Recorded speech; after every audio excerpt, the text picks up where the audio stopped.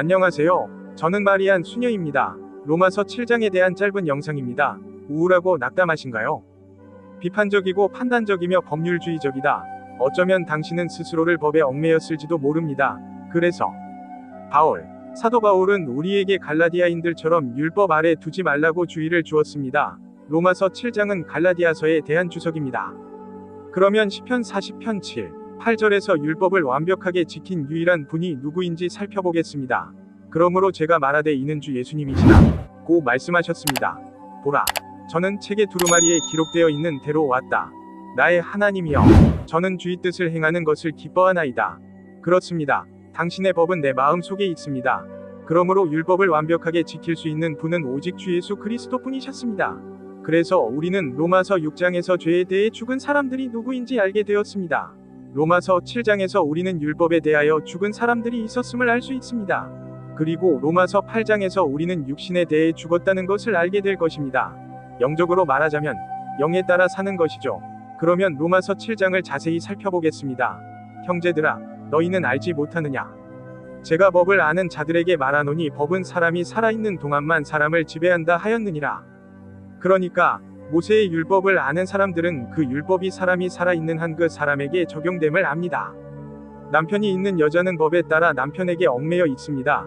그러니까 그가 살아있는 한, 그러나 남편이 죽으면 그 여자는 남편의 법에서 풀려나게 됩니다. 그러므로 그녀의 남편이 살아있는 동안 그녀가 다른 남자와 결혼하면 그녀는 간음한 여자라고 불릴 것입니다. 그러나 그녀의 남편이 죽으면 그녀는 법에서 자유로워지므로 다른 남자와 결혼하더라도 간음한 여자가 되지 않습니다. 그러므로 나의 형제들아, 너희도 그리스도의 몸으로 말미암아 율법에 대하여 죽었느니라. 그러므로 우리는 그리스도의 죽음, 장사, 부활에 영적으로 참여하게 되었고 십자가에서 죽으신 그분의 육신으로 인해 우리도 죽은 자가 되었습니다. 율법은 너희가 다른 이, 곧 죽은 자 가운데서 살아나신 이에게 결혼하여 하나님을 위하여 열매를 맺게 하려는 것이니라. 그러므로 우리는 그리스도와 함께 죽었습니다. 그러므로 이제 우리도 그분의 부활 생명을 누리게 되었습니다. 왜냐하면 우리는 그분의 죽음, 장사, 부활에 영적으로 동일시되었기 때문입니다. 그러므로 이제 우리는 주님과 영적으로 결혼하거나 결합되었기 때문에 하나님께 열매를 맺을 수 있습니다. 5절은 우리가 육신에 있었을 때에 대한 말씀입니다. 그러므로 우리가 육신 안에 있을 때, 곧 율법으로 말미암은 죄의 행위에 따라 우리 지체 안에서 역사하여 죽음에 이르는 열매를 맺었느니라. 그래서 우리가 구원받기 전에요. 그러나 이제 우리는 율법에서 해방되었습니다.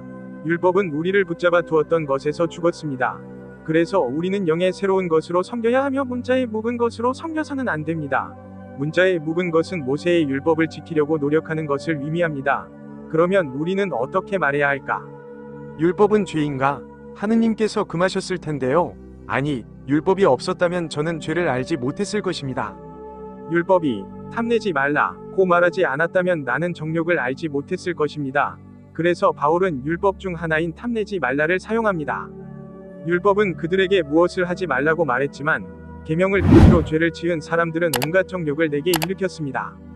그래서 죄는 계명을 통하여 기회를 틈타서 탐내지 말라 온갖 정욕을 내게 행하였으니 손실이 없이 죽었느니라. 그러므로 내가 율법이 없을 때에는 죄가 죽었느니라. 율법이 없이도 죄가 살아 있었음이니라. 그러나 계명이 오자 죄는 다시 살아났고 나는 죽었습니다. 그래서 은혜 아래 있던 그가 다시 율법 아래 들어가자 그의 속에 죄가 다시 살아났습니다. 율법은 그가 자신을 율법 아래 두었을 때 부활하였고 그는 하나님께 대하여 기능적으로 죽었습니다. 그리고 생명에 이르게 하려고 정한 계명이 죽음에 이르게 함을 깨달았습니다. 그래서 그는 모세의 계명이 자신이 경건한 삶을 사는 데 도움이 될 것이라고 생각했습니다. 하지만 그는 그것들이 곧 자기 자신이라는 것을 알았습니다. 왜냐하면 그 계명은 아내를 결코 기쁘게 하지 못하는 남편과 같았기 때문입니다. 그리고 그는 그녀가 옳은 일을 결코 할 수 없을 것이라고 생각했습니다. 그녀는 결코 제대로 요리할 수 없었다. 그녀는 결코 집을 제대로 관리할 수 없었습니다. 그녀는 결코 아이들을 징계할 수 없었다. 오른쪽. 그녀가 한 모든 일에 대해 아시다시피 남편은 불평했고 만족하지 못했습니다. 그래서 법은 그런 거였군요. 그것은 비난이었습니다. 그리고 우리는 그냥 앉아서 그것을 받아들여야 했습니다. 하지만 지금은, 아니, 우리 중 누구도 더 이상 앉아서 그것을 참을 필요가 없습니다. 왜냐하면 우리는 죄로 인해 율법에 대해 죽었기 때문입니다. 계명을 이용하여 기회를 잡아 나를 속였고 계명 때문에 나를 죽였습니다. 그러므로 계명으로 기회나 기회를 틈타 나를 속여 죽인 죄가 나를 죽였고 죄가 그를 죽인 것입니다. 그러므로 율법은 거룩하고 계명도 거룩하고 의롭고 선합니다. 법에 문제가 있는 것은 아닙니다. 그러면 선한 것이 나에게 죽음을 가져왔는가? 하느님께서 금하셨을 텐데요. 신이 법을 사용해서 나를 사악하게 만들었나요? 아니요. 그러나 죄는 선한 일을 통하여 나에게 죽음을 이루었고 죄가 계명으로 말미암아 극히 죄스러워지게 하였습니다. 문제는 내 육신에 깃든 죄였습니다. 그리고 그 계명은 내 안에 그 죄가 얼마나 사악한지를 보여주었습니다. 왜냐하면 그것은 지극히 단순해졌기 때문입니다. 우리는 율법이 영적인 것임을 압니다. 그러므로 율법은 영적인 것입니다. 왜냐하면 그것은 하나님께서 특히 이스라엘이 어떻게 행동해야 하는지에 대한 기준이기 때문입니다. 그것은 그들에게 내린 그의 지시입니다. 그러나 저는 육신에 속하여 죄 아래 팔렸습니다. 좋아요. 그리고 이스라엘과 그리스도의 몸 모두를 위한 법도 있습니다. 제가 하는 일에 대해서요. 제가 하고 싶은 일은 하지 않고 제가 싫어하는 일은 한다. 그러므로 제가 원하지 않는 일을 한다면 율법이 선하다는 데에 동의하는 것입니다. 그래서 그는 율법을 탐내려고 했기 때문에 탐내지 말라고 했습니다. 그리고 그것은 그를 더욱 더 탐내고 싶게 만들었습니다. 그리고 눈을 주목하세요. 7장에는 눈이 33개 나오는데 바울이 육신으로 옳은 사람이 되려고 노력했지만 육신으로는 하나님을 기쁘시게 할 수 없다는 것을 깨달았기 때문입니다. 하나님께서는 육체의 행위를 받아들이지 않으십니다. 그런즉 이제는 더 이상 그것을 행하는 자가 나가 아니요 내 안에 거하는 죄가 행하느니라. 그러니까 내 안에 죄가 이 모든 사악한 탐욕을 행하는 거예요. 내 육신 속에는 선한 것이 거하지 아니함을 제가 아노라. 좋아요. 그럼 내 육신에는 좋은 것이 없군요. 이것은 제가 당신과 함께 있기를 바라는 좋은 정보입니다. 하지만 선을 행하는 방법은 알 수 없습니다. 그는 제가 원하는 선은 제가 행하지 않고 제가 원하지 않는 악은 제가 행하기를 바라지 않는다는 것을 스스로 탐내는 것을 멈출 수 없습니다. 하지만 제가 그렇게 한다면 저는 그렇게 하지 않을 것이다. 그것을 행하는 자는 더 이상 제가 아니요 내 안에 거하는 죄입니다. 죄가 내 안에서 악을 행하고 있습니다. 그러므로 저는 선을 행하고 싶을 때에도 악이 나와 함께 있다는 법을 깨달았습니다. 저는 내 속사람으로 하나님의 법을 즐거워하노라. 그러니 그것은 그의 내면에 문제가 있는 것이 아닙니다. 그건 그의 육체에 문제가 있는 거야. 하지만 저는 제 몸에서 또 다른 법칙을 봅니다. 그러니까 그의 몸 안에 있는 거예요.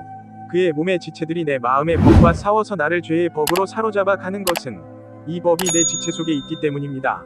저는 불쌍한 사람이로다. 이 사망의 몸에서 누가 나를 건져낼까? 그래서 그는 자책감을 느끼고 있는 거예요. 그는 하나님을 기쁘시게 하는 삶을 살 수 없었고 도움을 간절히 구하고 있었습니다. 좋아요. 반대편에 있는 것 같아요. 저는 우리 주 예수 그리스도를 통하여 하나님께 감사드립니다. 그런즉 저는 마음으로는 하나님의 법을 섬기고 육신으로는 죄의 법을 섬기노라. 그러므로 그는 정신의 영으로는 하나님의 법을 섬길 수 있지만 육신으로는 죄의 법을 섬길 수 있습니다. 그래서 로마서 7장은 여기서 끝입니다. 그렇다면 그 법은 정확히 무엇이었을까요?